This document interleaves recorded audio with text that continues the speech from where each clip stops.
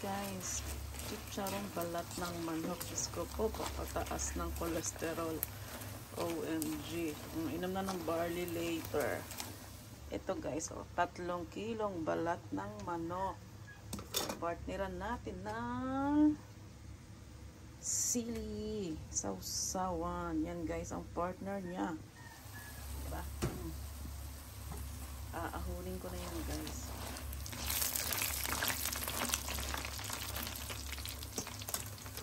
Diba? Guys, second batch. Ito yung third batch. Diba? Nilas ko na, nilagay ko na lahat. Diba? Kasi ang tagal niya maluto guys. 48 years bago matapos. Diba? Bago siya maluto, ang tagal. Ito siya. Ang crunchy niya, sobrang sarap. Sabayan pa ng sausawan na maanghang.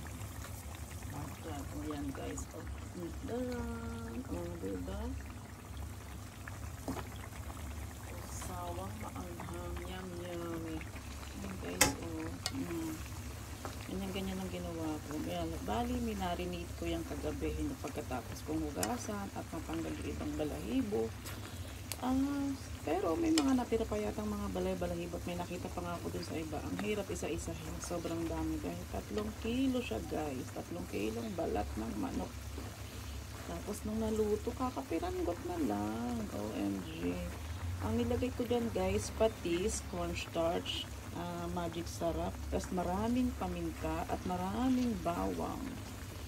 Tapos hindi ko na siya nilagyan ng asin guys. Huwag na kayo mag-aasin kapag naglagay kayo ng mga patis, ng magic sarap.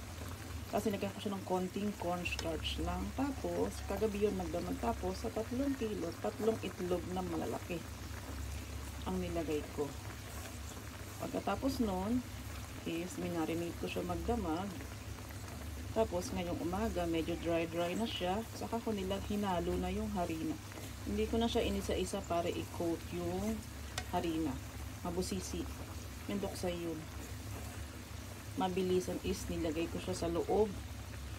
Hinalo sa loob? Hinalo ko yung harina dito mismo. Dito siya. Yan, hinalo ko na siya dyan mismo. Kaya pag prito ko is kuha na lang ng kuha o lagay na lang ng lagay dito. Yung tong ang ginamit ko nung kumukuha. Hindi ko ginagamit yung tong sa ganitong kawali guys kasi sayang. Ang mahal ng kawali natin, masisira yung kawali, magagasgas. Diba?